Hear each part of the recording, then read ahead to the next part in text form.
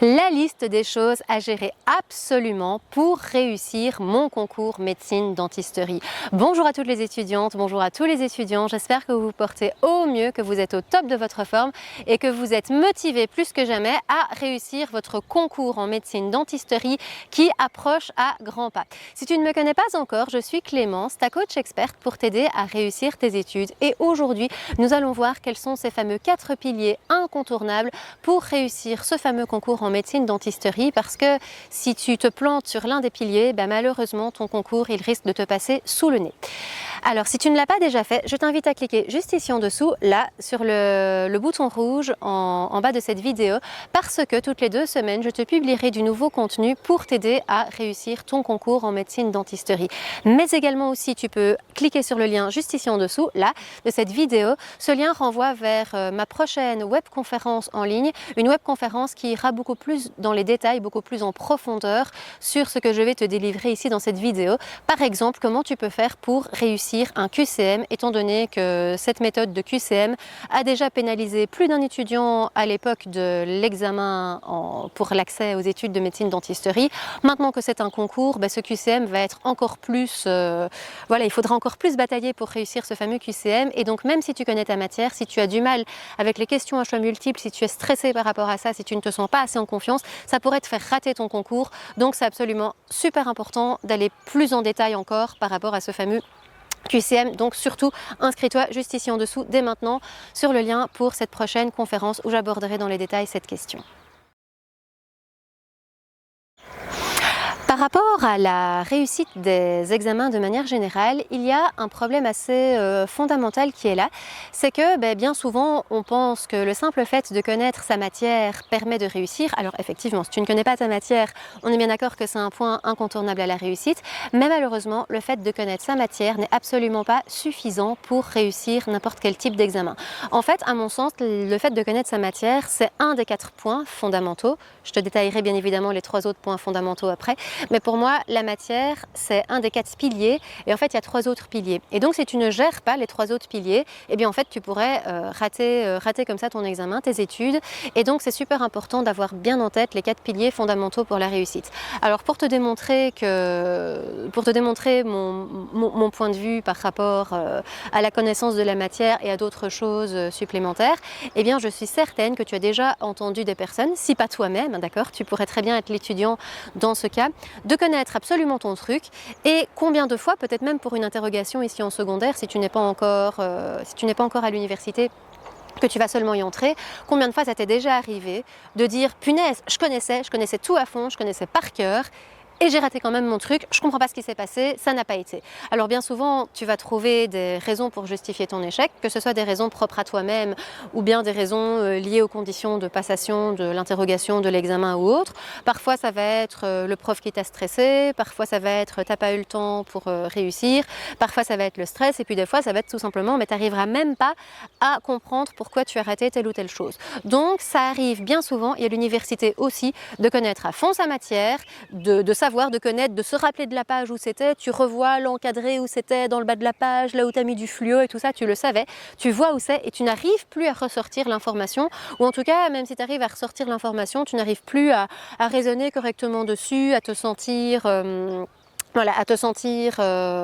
suffisamment à l'aise que pour déduire les informations qu'on te demande à travers la question d'examen. Et donc oui, même si tu connais ta matière, tu pourrais quand même rater ton examen, tes examens.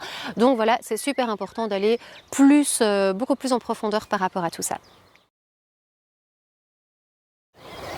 Maintenant que je viens de te détailler à quel point la matière était importante mais pas suffisante pour réussir un examen, je vais te détailler 4 piliers. Les 4 piliers qui vont vraiment te permettre de réussir n'importe quel type d'examen.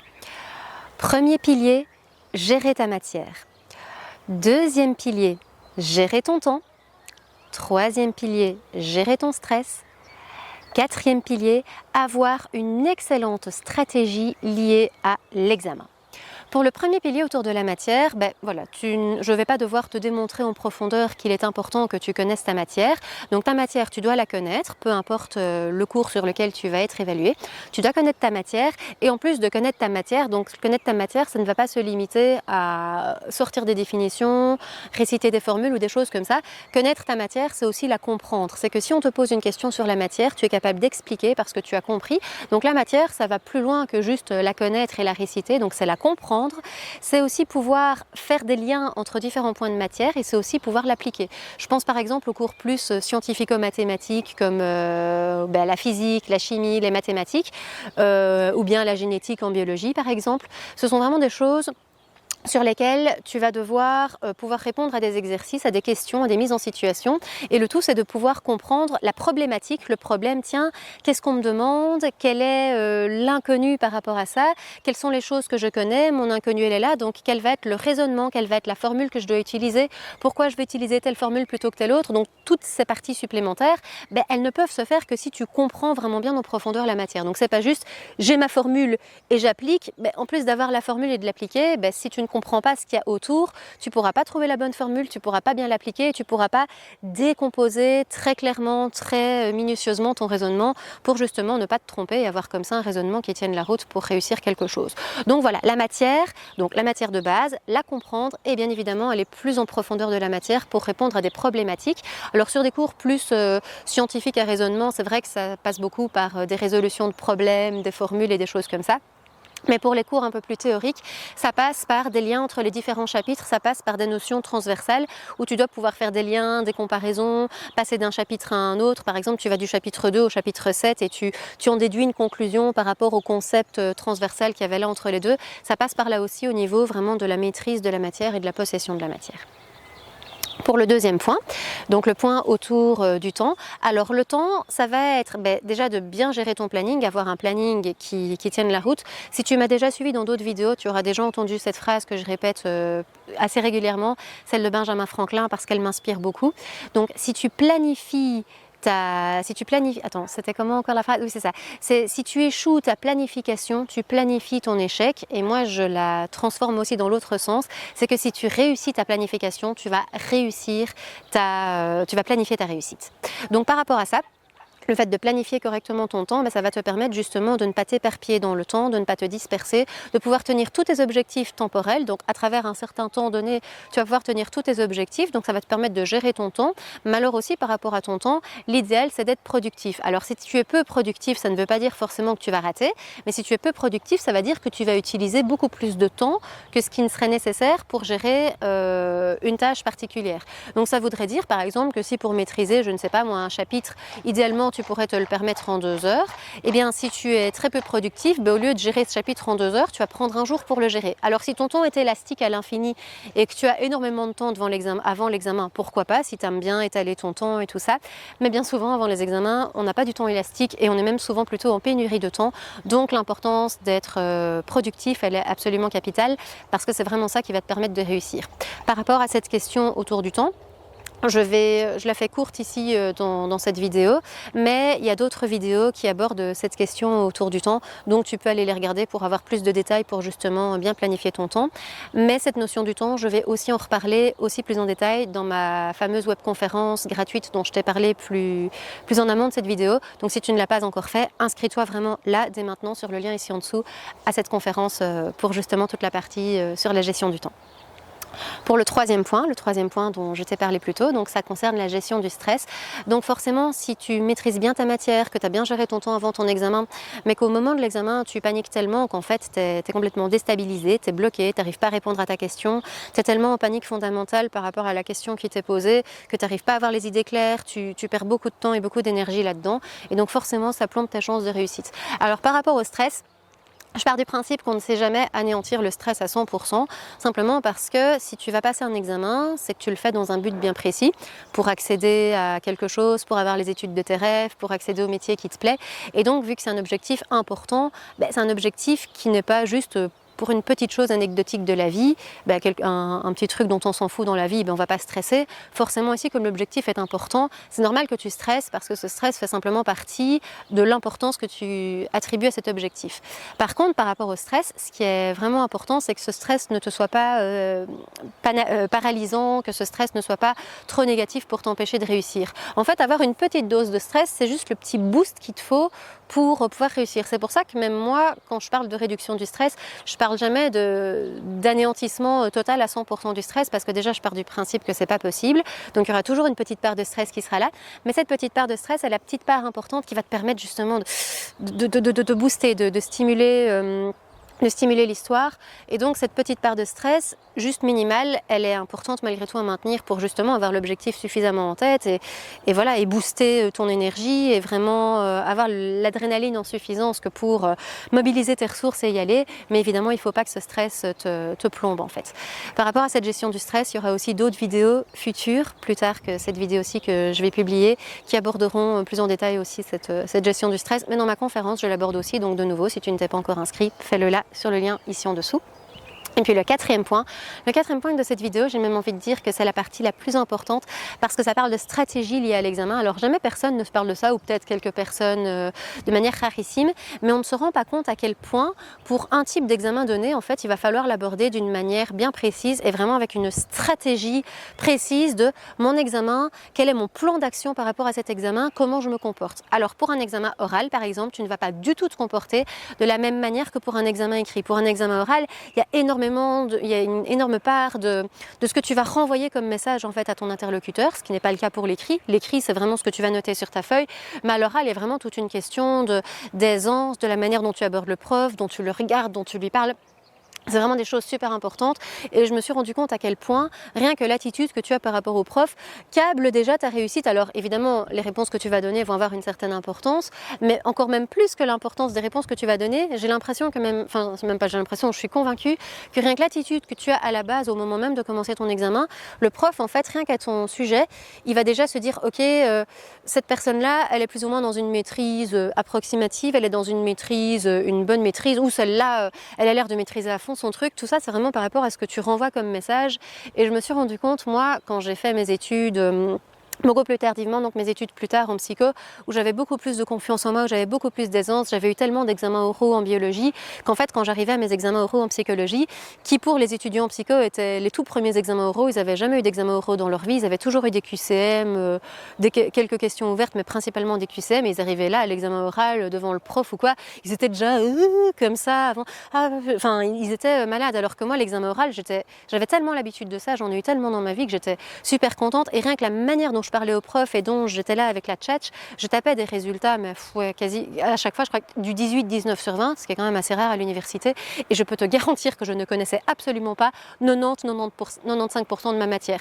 Pour certains d'entre eux, je connaissais que 50% de la matière, mais rien qu'avec la manière que j'avais vraiment la tchatch en fait, de parler au prof et de faire un peu mon show, si on peut dire, eh ben, ça donnait au prof une impression de confiance en soi et de maîtrise, et donc ça le paramétrait déjà sur « ouais, celle-là, elle maîtrise à fond son truc », alors qu'en fait, je suis convaincue que je gérais beaucoup moins mes histoires que plein d'étudiants qui avaient étudié beaucoup plus que moi. Moi, j'avais pas eu la possibilité d'étudier beaucoup plus en profondeur. Ben voilà, j'étais sur plusieurs examens en même temps, enfin plusieurs sessions d'examen en même temps. Pour certains autres examens, j'étais déjà maman, donc je travaillais, j'étais dans la vie active, je travaillais, j'étais maman. Donc clairement, j'avais pas eu la possibilité d'étudier à fond comme les étudiants qui n'ont que ça à faire dans leur parcours estudiantin. Moi, j'avais beaucoup d'autres trucs sur le côté, mais c'est vraiment pour dire que l'attitude est absolument fondamentale comme ça pour réussir un examen oral. Donc là, je te le dis pour un examen oral, mais par rapport à toute une partie plus sur des vrais ou faux, des questions choix multiples, pour ce genre de truc, mais avoir une stratégie béton, c'est vraiment le truc le plus important, quoi. Moi, j'ai réussi des QCM en connaissant ma matière de manière assez approximative, ou si pas approximative, mais en tout cas pas la totalité de la matière. Je connaissais peut-être 60-70% de mon cours, et malgré que je connaissais 60-70% de mon cours, j'ai bien mieux réussi avec des QCM que des personnes qui connaissaient peut-être 90% de leur cours, mais qui se sont vautrées, soit parce qu'ils n'osaient pas répondre, soit parce qu'ils ne voyaient pas le petit piège par rapport à la question, et donc ils répondaient, et puis ils se chopaient les points négatifs, et voilà, c'était terminé. Donc moi, par rapport au QCM, en plus, je suis quand même assez joueuse. Par rapport au QCM, je peux vraiment cartonner des QCM sans pour autant connaître 100% de ma matière ou de la connaître à fond, rien que parce que j'ai vraiment une très bonne stratégie par rapport au QCM parce que je ressens, là je peux répondre, là je peux pas répondre. Et les choix que je fais en termes de est-ce que je peux répondre ou est-ce que je peux pas répondre, c'est des choix que je fais par rapport à une stratégie globale que je mets autour du QCM. C'est d'ailleurs une stratégie que j'ai développée, que j'ai mise par écrit et que je transmets, que j'enseigne. Alors là ici, à travers une vidéo, je ne saurais pas te transmettre ça. À travers une vidéo YouTube comme ça, je ne saurais pas te la transmettre ainsi parce que c'est tout en finesse, c'est pas juste 2-3 petits trucs comme ça, c'est vraiment une analyse en profondeur par rapport aux questions, par rapport aux points, les points positifs, les points négatifs. Par rapport à la maîtrise de la matière, c'est quelque chose qui va beaucoup plus en profondeur. Mais si ça t'intéresse d'aller plus en profondeur de ce point-là, n'oublie pas, inscris-toi juste ici en dessous, là, sur le lien qui va sur ma webconférence gratuite. La prochaine webconférence, tu recevras toutes les informations une fois que tu te seras inscrit pour justement pouvoir y accéder. Et j'aborde justement cette partie liée au QCM parce que si tu gères bien ton QCM, tu peux gérer ton examen. Alors que si tu connais ta matière, si tu n'as pas l'habitude des QCM, si tu n'es pas à l'aise avec le QCM, si tu n'oses pas répondre au QCM ou si tu réponds, mais que tu réponds en ayant trop confiance et puis en perdant des points, tu peux comme ça rater ton examen alors que tu connais ta matière. Enfin, moi, je trouve ça assez atroce de se dire qu'on puisse rater son examen juste parce qu'on n'est pas assez à l'aise en QCM. Mais voilà, si la méthode d'interrogation est le QCM, d'une manière ou d'une autre, il faut absolument gérer le QCM. Tu ne peux pas remettre entre les mains, tu ne peux pas condamner ta réussite juste parce que c'est un QCM alors que tu connais les choses derrière. Tu dois connaître ta matière derrière, mais tu dois aussi maîtriser à fond le QCM. Et donc, plus encore que la matière qu'il faut connaître, pour moi, la stratégie liée à l'examen passe même encore avant la maîtrise de la matière. Alors, bien évidemment, tu dois maîtriser ta matière, je t'en ai parlé plus tôt, mais si entre guillemets, il fallait choisir l'un des deux, même s'il ne faut pas choisir l'un des deux, il faut maîtriser les deux. Mais si tu devais choisir entre la maîtrise de la matière ou la maîtrise de la stratégie liée à l'examen, la maîtrise de la stratégie à l'examen est beaucoup plus déterminante encore que la maîtrise de la matière. Je l'ai déjà expérimenté dans les deux sens, bien connaître la matière mais ne pas avoir assez la stratégie de l'examen et j'ai pu me vautrer, et inversement ne pas assez connaître ma matière mais être à l'aise avec la stratégie de l'examen et réussir l'examen, voire même de le cartonner. Donc c'est encore plus important de maîtriser la stratégie que de maîtriser la matière. Donc si tu as envie d'améliorer comme ça tes compétences en QCM ou en gestion des examens oraux, parce que tu auras aussi dans ton parcours des examens oraux, sincèrement, juste ici en dessous, là, inscris-toi sur le lien de cette conférence, elle sera interactive et elle te permettra de maîtriser comme ça tout ce qui est absolument important pour ta réussite. Nous voici déjà à la fin de cette vidéo. Je te remercie de l'avoir regardée. Si tu ne l'as pas encore fait, je t'invite à cliquer juste ici en dessous, là, sur le bouton rouge afin de t'abonner à ma chaîne, puisque toutes les 2 semaines, je te publierai du nouveau contenu pour t'aider à réussir tes études. Mais également, si tu ne l'as pas encore fait, malgré les très nombreux rappels que je t'ai mis, inscris-toi juste ici en dessous, là, sur cette webconférence, parce que j'aborderai beaucoup plus en profondeur ces fameux 4 piliers dont je t'ai parlé ici. Si tu n'es pas encore convaincu du fait qu'il faut maîtriser ces 4 piliers pour réussir, c'est que j'ai pas été assez bonne dans ma vidéo, mais sincèrement, plus sérieusement, si tu veux réussir tes études, il faut que tu maîtrises à fond ces 4 piliers et ma conférence te permettra d'aller beaucoup plus en profondeur dans cette gestion-là. Donc surtout, ne t'en prive pas, elle est gratuite, tu pourras poser toutes tes questions, c'est interactif. Donc vas-y, profites-en, c'est une aide que je mets à ta disposition. Donc fais tout ce qu'il faut pour réussir parce que je suis convaincue que bien évidemment, tu veux réussir et cartonner tes examens et tes études. Nous en sommes déjà à la fin de cette vidéo. Je te remercie de l'avoir regardée et je te dis à dans 2 semaines. Ciao!